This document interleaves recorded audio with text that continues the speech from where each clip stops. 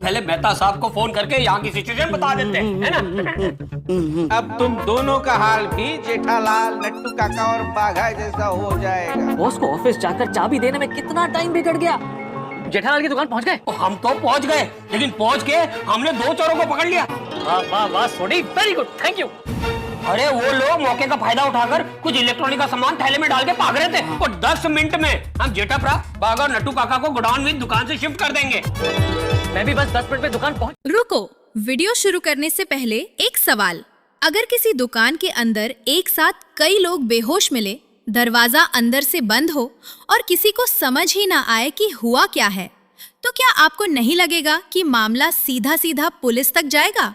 अगर आपको भी ऐसा लगता है तो अभी कमेंट में लिखो पुलिस एंट्री पक्की और वीडियो को लाइक करके सपोर्ट जरूर दिखाओ, क्योंकि आज की कहानी में जो हुआ है उसने पूरी गोकुलधाम सोसाइटी को हिला कर रख दिया है। आज का दिन शुरू तो बिल्कुल नॉर्मल हुआ था। पुरुष मंडली हमेशा की तरह गड़ा इलेक्ट्रॉनिक्स के आसपास जमा थी। हंसी मजाक, प्लानिंग और थोड़ा बहुत टाइम पास चल रहा था। लेकिन इस बार उनकी मीटिंग का मकसद थोड़ा अलग था। असल में सबको पता था कि आज बापूजी का मूड बहुत खराब है और अगर उनका गुस्सा सीधे जेठालाल पर गिर गया तो फिर बचना मुश्किल है। इसलिए तारक मेहता, अय्यर, सोडी और बाकी सभी ने मिलकर एक प्लान बनाया। प्लान था कि किसी तरह माहौल हल्का किया जाए, थोड़ी बातों में उलझाया जाए और जेठालाल को बचा लिया जाए।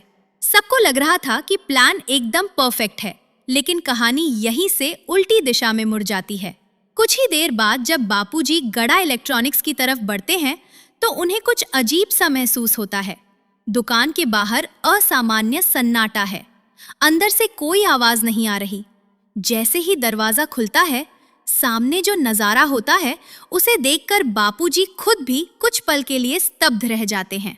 दुकान के बीचों बीच जेठालाल जमीन पर पड़े हुए हैं और सिर्फ जेठालाल ही नहीं, पास ही तारक मेहता, अय्यर, सोडी, पोपटलाल, नट्टू काका, बाघा और डॉक्टर हाथी भी अलग अलग जगहों पर गिरे हुए दिखाई देते हैं, जैसे किसी ने पूरी मंडली को एक साथ बंद कर दिया हो।